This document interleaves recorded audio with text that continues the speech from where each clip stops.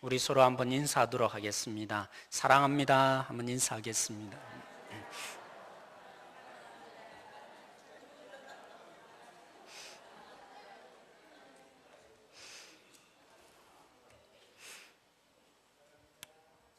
네, 사랑한다는 말보다 더 중요한 말이 어디 있겠습니까? 네. 우리 한국을 대표하는 교회가 여러분 어디입니까? 한국을 대표하는 교회 어디죠? 정말 사진에 그렇게 나왔네요. 네. 제가 볼 때 아마 우리 성도님 가운데 이렇게 대답하실 것 같아서 제가 예측을 하고 이 사진을 올렸습니다. 우리 월평동산교회 한국을 대표하는 교회 되어지기를 함께 기도하고 있습니다. 표준이 되기를 기도하고 있습니다. 그런데 우리 좀 솔직해지십시다. 한국을 대표하는 교회, 제가 보기에는 5년 전만 해도 S교회였습니다. 그 교회가 한번 보여주시겠습니까? 지금 완성이 되고 서초동에 있는 굉장히 큰 교회, 대형 교회 중에서도 가장 큰 교회로 설립이 되어 있습니다. 건물이 지어졌던 것이죠. 그 교회를 설립하고 헌신하셨던 옥하는 목사님이 계십니다. 이 옥하는 목사님이 은퇴를 하시고 얼마 지나지 않아서 이렇게 서초동에 교회를 세우면서 세워지는 과정을 보면서 나름대로 반성을 하는 글을 올렸습니다. 그분이 하는 얘기가 그랬습니다. 저의 목회 철학과 평신도를 깨우려는 이 목회의 방침과 지금의 이 교회의 현실을 보니까 너무나 내가 후회가 된다. 내가 잘못 키웠다. 내 목회가 실수였다. 실패였다. 그리고 하나님 앞에 제 자신이 너무나 부끄럽습니다.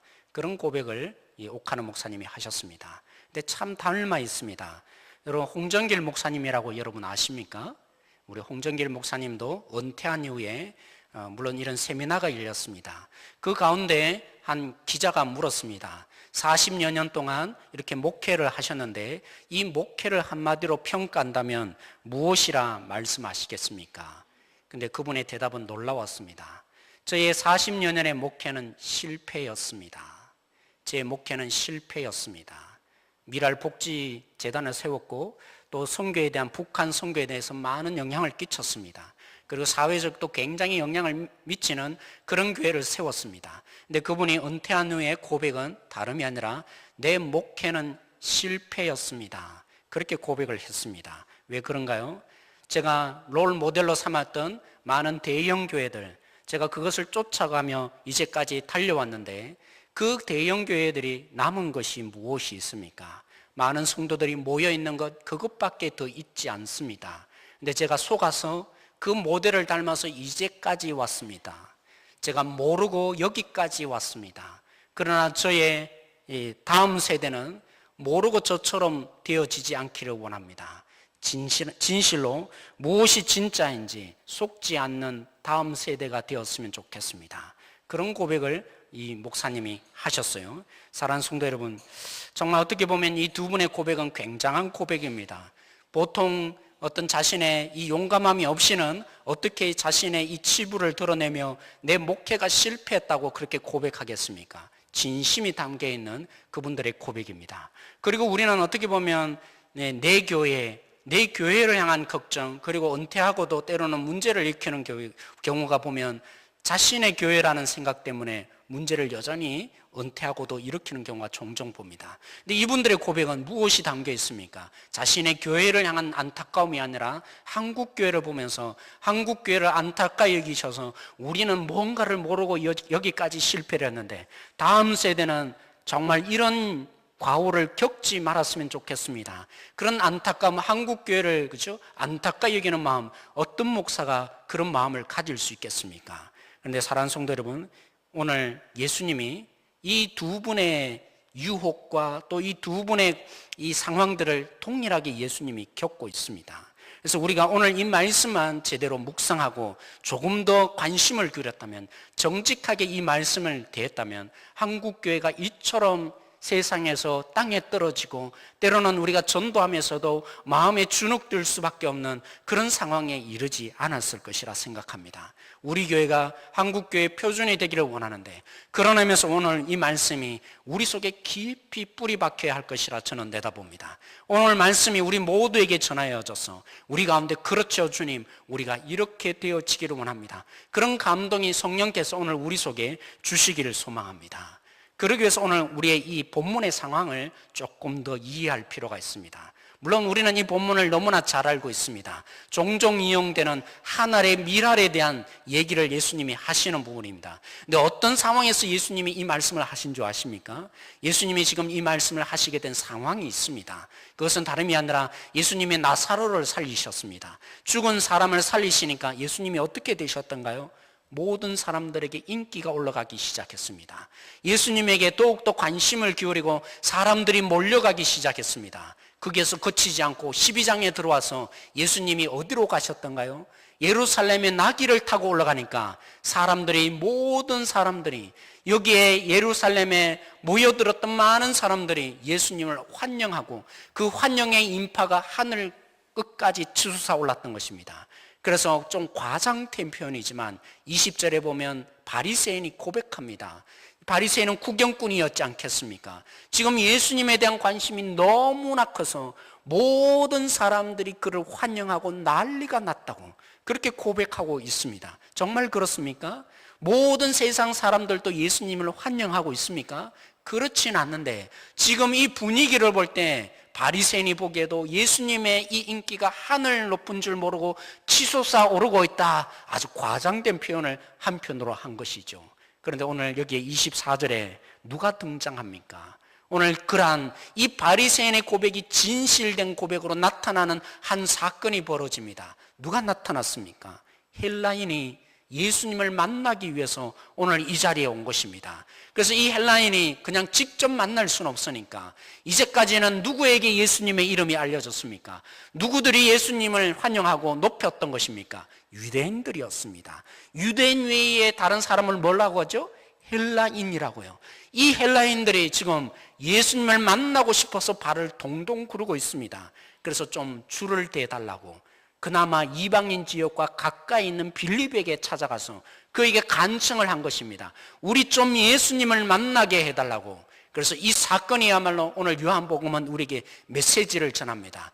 예수님이 온 세상에 그의 명성이 올라갈 대로 올라가고 있는 중이다. 예수님이 높아질 대로 높아지고 있는 상황이다. 여기에 예수님이 선포하십니다. 오늘 이 말씀에 우리가 무엇이라 선포하고 있습니까? 24절 말씀이죠.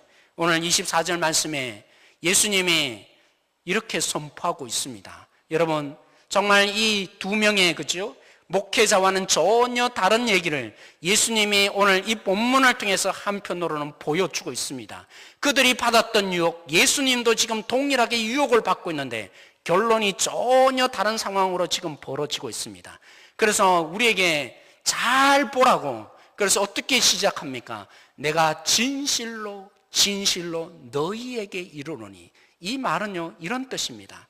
너희들이 다른 스승들, 심지어는 모세로부터 권위를 받은 사람들의 얘기를 듣지, 그래야만 그 가르침을 받지. 그러나 나는 오늘 여기에 모세의 권위로 말하는 게 아니라 하나님의 권위로 내가 너희에게 말한다, 이런 의미가 여기에 담겨져 있는 것입니다. 내가 하나님으로서 너희에게 말하니까 잘 귀를 기울여서 들어라. 잘 들어야만 한다. 집중해서 들어라. 이러면서 예수님이 뭐라고 합니까? 지금 예수님의 인기가 높이 올라가고 있는데 여기 가운데 예수님의 말씀의 이 메시지는 정말 그 목사님들이 후회했고 어쩌면 제가 후회할 이 부분과는 전혀 다른 메시지를 예수님이 전하여서 예수님은 그 지금의 대세를 이겨나가시고 우리 가운데 열매를 맺으신 것입니다. 예수님이 뭐라고 하시죠? 내가 드디어 영광이 얻을 때가 되었노라. 내가 영광을 얻을 때가 되었다. 예수님이 선포하고 말씀하십니다. 그러면서 잘 들으라고 말씀하십니다. 지금 내가 말하는 23절에 내가 이미 영광을 얻을 때가 왔다고 하신 그 예수님께서 24절에 이 말의 의미가 뭔지를 잘 들었으면 좋겠다. 그래서 우리에게 집중시키고자 내가 진실로 너희에게 이르노니, 이 말씀으로 시작합니다. 그러면서 뭐라고 하나요? 내가 하늘의 미랄로 땅에 떨어져 죽지 않으면 영광을 얻을 수 없다고, 열매를 얻을 수 없다고 예수님이 말씀하십니다. 우리는 세상적으로 그렇습니다. 우리 아이들이 그죠? 대학에 이왕이면 서울에 있는 수도권의 대학에 들어가고 20대 30대가 되어서 좋은 기업, S기업, H기업 이런 대기업에 들어가고, 그리고 나중에는 중력 인사가 되고, 나중에는 CEO가 되고, 그래서 나중에는 모든 사람들이 부러워할 수 있는 그런 능력자가 되면, 그래서 하나님께 우리는 종종 영광을 돌리고 싶어 합니다. 근데 예수님은 오늘 우리에게 선포하십니다. 그럴 수도 있지만 그것보다도 더 중요한 것이 있다고. 그래서 내가 진실로 전실로 너에게 이르노니 내가 영광을 얻는데 어떻게 영광을 얻는다고 말씀하십니까? 영광을 어떻게 얻기를 원합니까? 지금 사람들은 부축입니다. 당신이 왕이 되셔야 합니다. 슈퍼스타가 되어야 합니다. 가장 높은 위치에 서셔야만 합니다. 여기에 예수님이 이 대세와는 전혀 정반대의 말씀을 하십니다. 내가 영광을 얻을 때가 되었다라고 하신 예수님께서 뭐라고요? 하늘의 미랄로 땅에 떨어져 죽지 않으면 하늘 그대로 있지만, 하늘 그대로 있는 그 존재가 아니라 하늘의 미랄로 땅에 떨어져 죽어야만 많은 열매를 맺을 수 있느니라. 이것은 제자들에게 너희들이 이렇게 해야 한다, 그 의미만이 있는 것이 아닙니다. 지금 영광을 얻을 때가 되신 예수님께서 뭐 하시겠다고요? 내가 하늘의 미랄로 땅에 떨어져 죽겠다고, 이 의미를 담아서 지금 예수님이 선포하신 것입니다. 우리는 이미 알고 있습니다. 예수님이 하늘의 미랄로 어떻게 땅에 떨어져 죽으셨던가요? 어떻게 예수님이 하늘의 미랄로 땅에 떨어져 죽으셨고 어떤 열매를 우리 가운데 맺게 하셨던가요? 빌라도요, 당신이 이 예수를 놓아준다면 당신의 정치적인 생명은 다 끝나버립니다. 그러면 절대로 놓아주면 안 됩니다. 빌라도가 예수님이 죄가 있는 줄 알았습니까? 몰랐습니까? 다 알고 있었어요. 이들이 고발하는 것과 예수님은 전혀 상관이 없는 줄 뻔히 알면서도 그를 왜 놓아주지 못했습니까? 왜 십자가에 못 박도록 예수님을 그냥 판결을 내리고야 만 것입니까? 자신의 정치적인 생명 때문입니다. 그들이 말하는 대로 내가 이 예수를 놓아주면, 죄 없는 예수를 놓아주면 로마의 황제가 나를 가만 내버려 두지 않겠다. 정치적인 위험이 자기 속에 찾아오는 가운데 이 빌라도가 자신의 욕심을 버리지 못한 것입니다. 그래서 십자가의 자리가 뭡니까? 자신의 정치적인 야망과 욕심을 버리지 못하는 자리였습니다. 그럼에도 불구하고 오늘 예수님이 말씀하시고 고백한 대로 하늘의 미랄로 땅에 떨어져 죽으신 것입니다. 정치적으로 이용당하는 자리임에도 불구하고, 예수님이 그들의 욕심 때문에 죽는 자리임에도 불구하고 예수님은 하늘의 미랄로 땅에 떨어지셔서 열매를 주셨습니다. 우리의 모든 죄를 사하여지는 그 열매를 우리 가운데 맺게 하신 것입니다. 사랑하는 성도 여러분, 이 유대인들의 진정한 종교 지도자들이 그들의 고백들을 보면 예수님을 왜 십자가에 못 박기 이전에 그들의 고백의 내용들은 뭡니까? 그들의 제목들을 가만히 보면 예수님은 십자가에 못을 박아 죽을 자리가 아니라 돌에 맞아 죽어야 합니다. 그들의 고백들을 다 들어보면 성전을 무너뜨린다, 그리고 안식일을 거부하고 그가 이런 일을 했다, 그가 하나님이라고 한다, 이런 제목으로 예수님을 고발하지 않았습니까? 그렇다면 원래 예수님은 하나님을 모독했기 때문에 돌로 맞아 죽어야 합니다. 그런데 종교 지도자는 그렇게만 할 수 없었던 것입니다. 성경의 구조를 찾은 것이죠. 그래서 나무에 달린 자마다 하나님의 저주를 받고 죽은 자다. 그렇지, 이 말씀대로 하자. 그러면 예수는 십자가에 달려서 제가 너무나 많은 죄를 지어서 하나님이 그를 버렸구나, 모든 사람이 고개를 끄덕일 거라는 것입니다. 그래서 그들은 하나님의 말씀을 자신의 종교적인 이 입지를 굳히기 위해서 예수를 죽이기는 죽여야겠는데 그냥 죽일 수가 없었던 것입니다. 돌에 맞아 죽여서는 안 되겠다는 것입니다. 그래서 예수님을 어떻게든 이 말씀을 따라 죽여서 예수는 결국 하나님이 버린 자라고, 하나님이 버릴 정도로 죄가 간악한 자라고 그렇게 이용한 자리가 십자가의 자리였습니다. 예수님이 고백하지 않습니까? 십자가에 달려서 나의 하나님 어찌하여 나를 버리십니까? 예수님이 십자가에 달려서 정말 그 어떤 것도 비교할 수 없는, 도저히 표현할 수 없는, 그래서 하나님과 자신의 관계를 아버지와 아들이라고 그것만으로 표현할 수 없었던 그 관계에 있으셨던 예수님이 십자가에 달려서 실제로 하나님께 버림받는 그 고난의 자리 왜 가신 것입니까? 그렇게 모든 사람들이 십자가에 올라가면 예수라는 놈이 너무나 죄인이구나 다 인정할 자림에도 불구하고 예수님이 왜 그 자리에 가셨습니까? 하늘의 미랄로 땅에 떨어져 죽어서 많은 열매인 우리 가운데 그 어떤 피조물도 하나님의 사랑에서 끊을 수 없다고 하신 것처럼 하나님 아비된 아버지와 아들의 이 관계를 맺어주는 열매를 맺게 하기 위해서 예수님이 오로지 버림받는 자리까지 가시는 십자가에서 하늘의 미랄로 땅에 떨어져 죽은 것입니다. 여러분, 유대인이 누굽니까? 유대인이 날마다 고백해야 될 것이 있다면 그들의 고백은 그렇습니다. 우리의 왕이 누구라고요? 우리의 왕이 누구라고 유대인이 고백하는 백성이겠습니까? 하나님이 우리의 왕입니다. 주님이 우리의 왕입니다. 그런 고백으로 사는 자가 유대인입니다. 그런데 재판 과정 속에 이 유대인들이 고백합니다. 예수를 십자가에 못 박으소서, 예수를 십자가에 못 박으소서 소리치는 그 유대인들이 뭐라고 시작하지 않습니까? 우리의 왕은 하나님입니다. 이 고백으로 시작하는 게 아니라 우리의 왕은 가이사입니다. 우리의 왕은 세상의 저 왕입니다. 예수님의 십자가의 자리가 무엇입니까? 예수님의 십자가의 자리는 유대인들이 하나님이 우리의 왕이라고 고백해야 될 그 유대인들이 세상의 왕이 우리의 왕입니다 고백했던 자리가 십자가의 자리입니다. 거기 십자가에 예수님이 이용당하기를 결정하시고 하늘의 미랄로 땅에 떨어져 죽으신 것입니다. 그러했기에 우리는 여전히 이 땅 가운데 복음을 듣고, 그렇죠, 우리가 주님밖에 없습니다. 예수님이 우리의 주님입니다. 그 열매를 우리 가운데 맺게 하는 일들이 벌어지게 된 것입니다. 여러분, 제자들을 보십시오. 여러분, 믿는 도끼에 발등 찍힌다고 하지 않습니까? 제자들이 3년 동안 예수님이 훈련을 시키셨어요. 다른 사람은 다 부인해도, 다른 사람은 다 몰라 해도 예수님의 메시지를 끊임없이 설명하고 보여주는 일을 경험했던 자가 제자들 아닙니까? 그 제자들이 십자가 앞에서 다 모른다고 도망쳤어요. 배신의 자리, 배반의 자리가 십자가의 자리 아닙니까? 그럼에도 불구하고 예수님이 그 자리 가운데 하늘의 미랄로 땅에 떨어져 죽으셨어요. 그래서 우리가 오늘도 여전히 하나님께 아버지라고, 넓은 품이 되시는 하나님이시라고 아비된 심령으로 우리를 용서하시고 받아주시고 용납이 가능한 것입니다.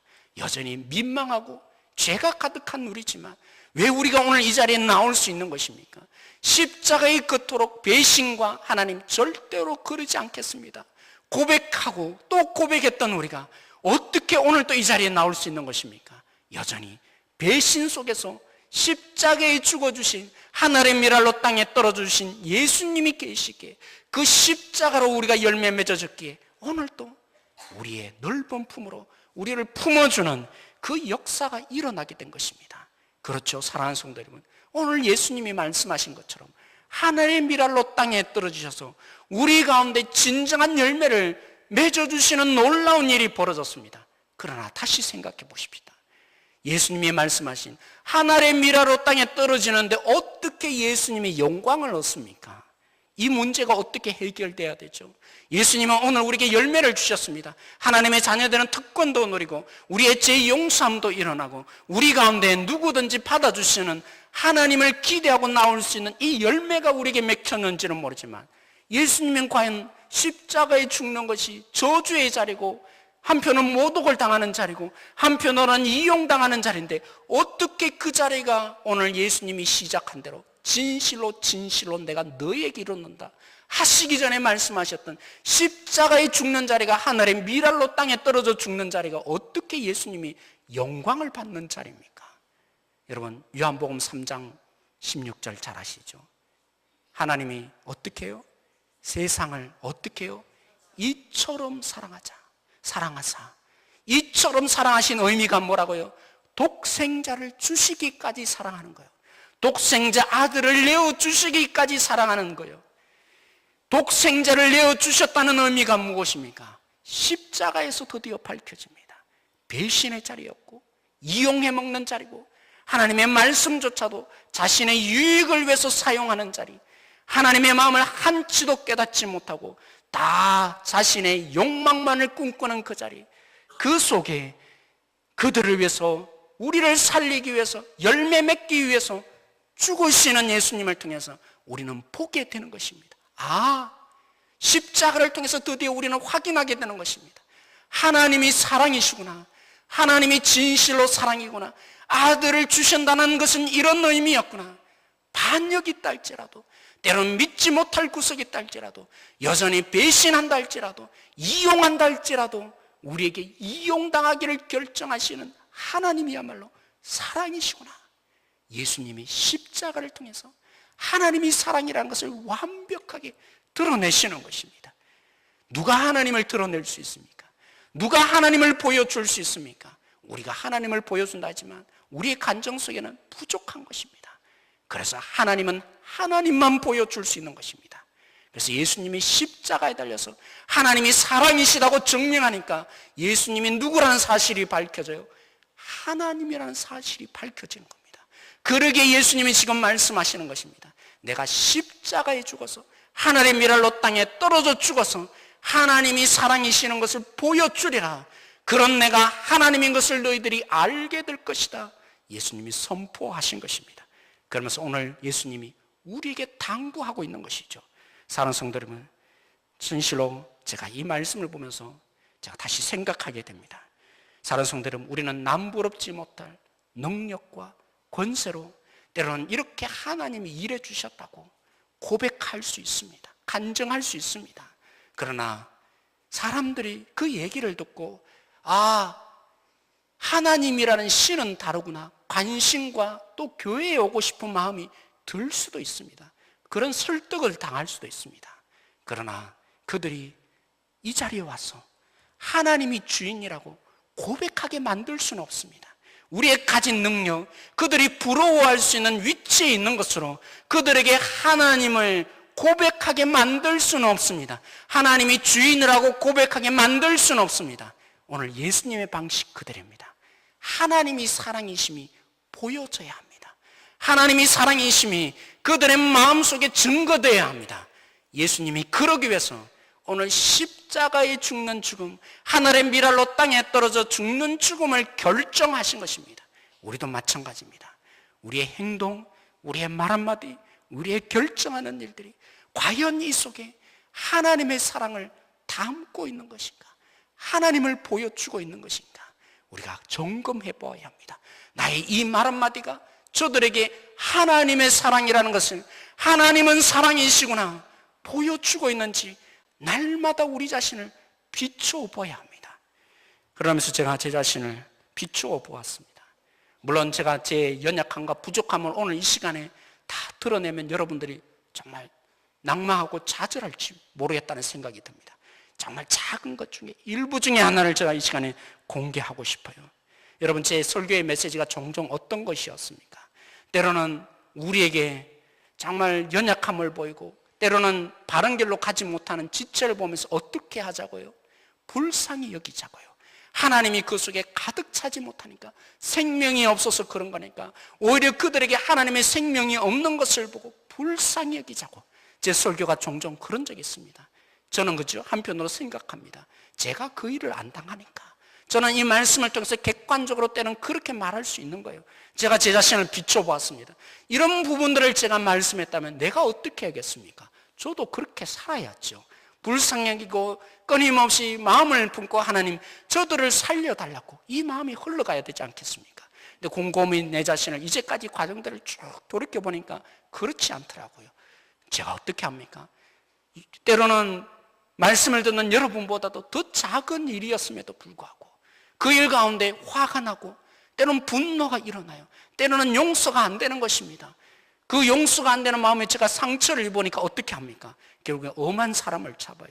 집에 있는 식구에게 가서 그죠? 화를 내고 그 사람들은 아무런 잘못도 없는데 제가 가서 괜히 제 마음에 이 어려운 점들을 가지고 여유가 없다는 핑계로 막 화를 내고 막 함부로 대하고 이게 제가 되더라고요. 제가 그 문제에 부닥치니까 결국 저도 똑같은 그런 사람이 되는 것을 봅니다. 그럼 어떻게 합니까? 겉으로는 그냥 기분 좋은 척 인사하지만 왜 그렇게 하고 있죠? 제 자신을 정말 긴밀히 비춰보니까 인사하는 이유가 이 갈등의 관계에 어떻게든 방어해내려고, 사랑이 아니라 방어하고 싶은 내 마음이 이 마음속에 있더라는 것입니다. 사랑하는 성도 여러분, 제가 왜 이렇게 말합니까? 우리는 잠시만 눈을 떠도 죽지 않아요. 십자가에 죽었다 하지만 사실은 잘 안 죽어요. 죽을 수가 없어요. 우리 자신들이 끊임없이 내가 얼마나 십자가가 필요한지 우리 자신들이 잘 몰라요. 너무나 죄성이 많은 존재인지 끊임없이 우리는 잘 몰라요. 그래서 예수님이 오늘 선포하시는 것입니다. 너희들이 죽어야 한다. 십자가에 다시 나와야 한다. 내가 하늘의 미랄로 땅에 떨어져 십자가에 죽은 것처럼 하나님의 진정한 전달자가 되기 위해서는 이 십자가 앞에 너희들이 죽고 나와야만 가능하다.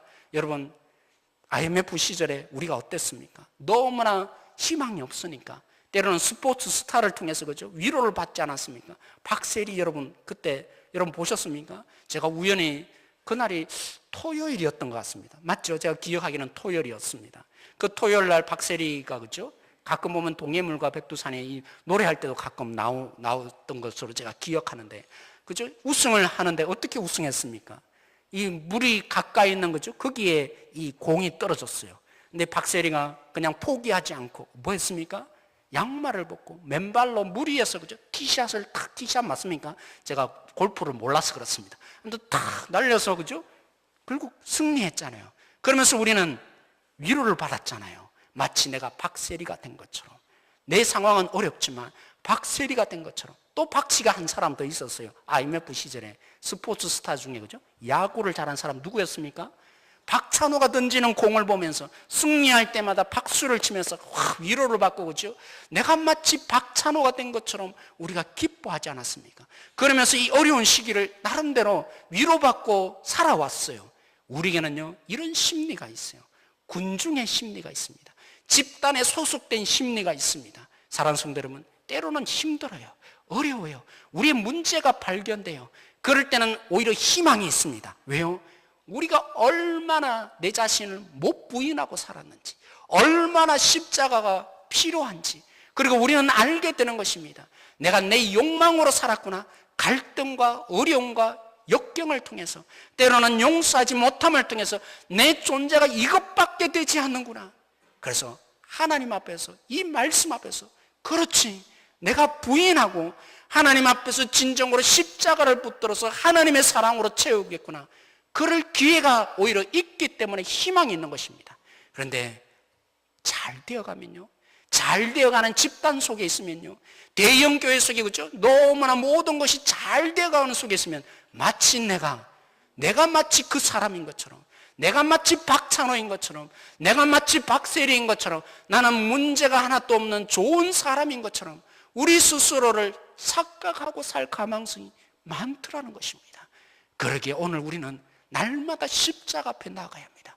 우리 자신들이 얼마나 부족한 존재인지 다시 한번 십자가에 나와서 우리 자신들을 비춰보고, 하나님이 우리에게 비춰주는 그 빛으로 우리가 얼마나 큰 죄인이고 그 속에 하나님이 얼마나 사랑하시고 용서하시고 품어주셨는지 그 사랑을 받게 될 때, 하나님, 저들이 살아날 수만 했다면, 저들이 살아날 수만 했다면, 저들을 살릴 수만 했다면, 그 예수님의 마음, 하늘의 미랄로 땅에 떨어져 죽어주신 예수님의 마음이 우리 속에 부여될 것입니다.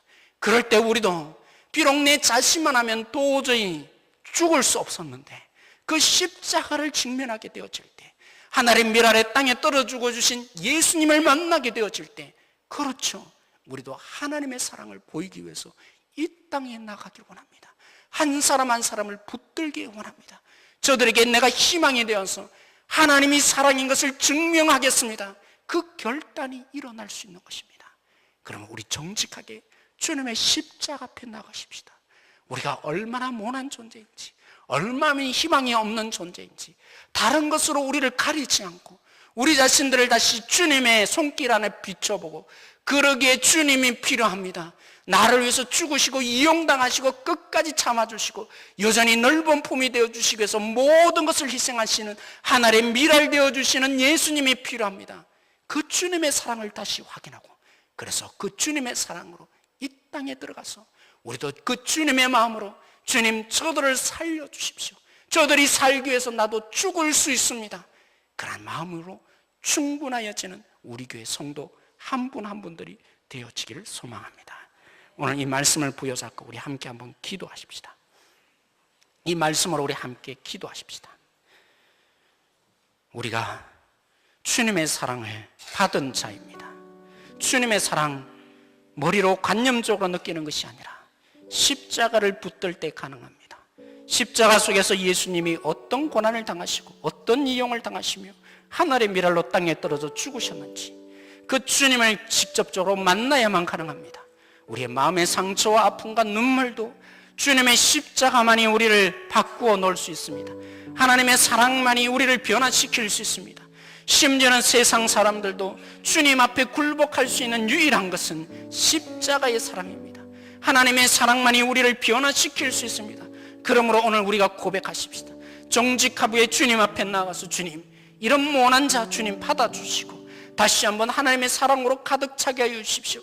날마다 십자가 앞에 나아가야 되는데 내 자신을 위해서 살고 싶습니다. 나만 생각하고 오로지 나만 바라보는 이 불쌍한 종에게, 불쌍한 우리들에게 하나님 다시 한번 십자가를 직면하여서 어떤 사랑을 우리가 받았는지 그 부음이 우리 속에 있게 해주셔서 우리가 이 땅에 나아가서 주님의 사랑을 동일하게 예수님처럼 조금이나마 보여줄 수 있는 우리 한 사람 한 사람 되게 해달라고 오늘 그 마음을 품어서 우리 함께 한번 기도함으로 나가겠습니다.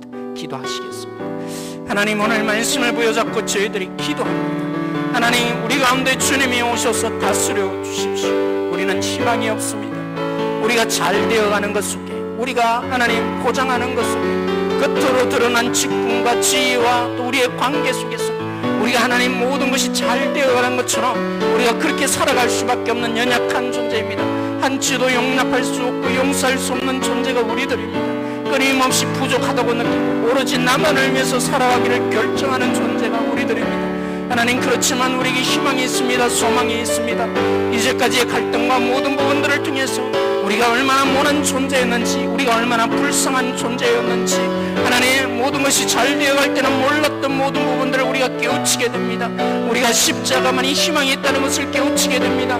주님의 용서하심 속에 우리가 붙들어야 된다는 것을 보게 됩니다. 하나님의 긍휼을 붙들어야 된다는 것을 보게 됩니다.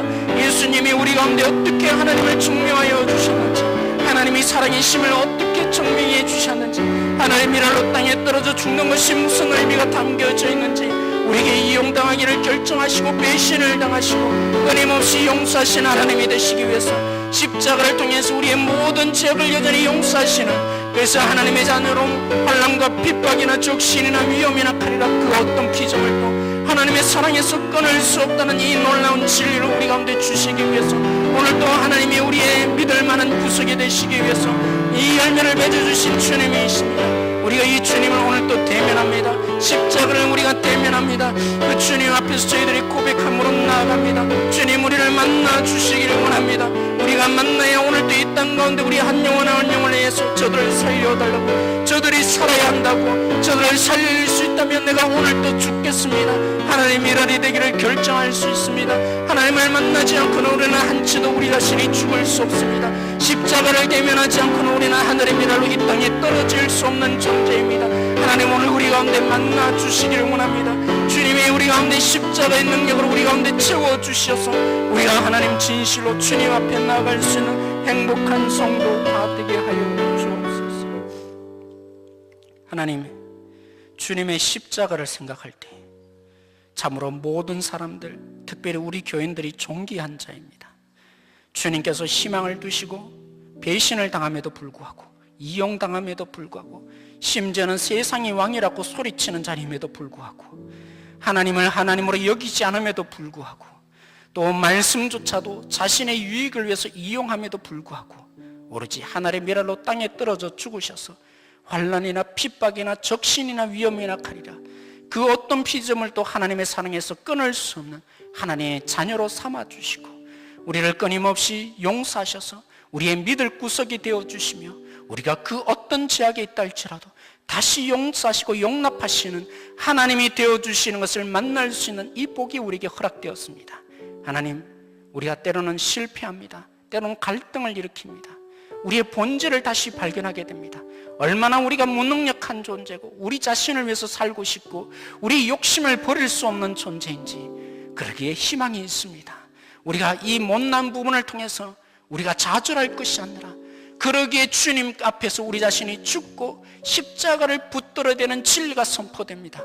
십자가만이 해답이며 하나님의 사랑만이 우리를 바꿀 수 있다는 이 하나님의 뜻대로 예수님의 방식대로 우리가 십자가 앞에 나갑니다. 우리 가운데 하나님의 사랑으로 가득 채워주셔서 우리도 한 사람 한 사람을 향해서 주님, 저들을 살릴 수만 있다면, 저들을 살게만 할 수 있다면 그 예수님의 마음으로 당연히 우리가 이 땅에 들어가서 하늘의 미랄이 되어질 줄로 믿습니다. 그러기에 십자가를 주십시오. 그러기에 하나님의 사랑으로 우리를 가득 채워주십시오. 감사하며 예수님의 이름으로 기도드렸습니다.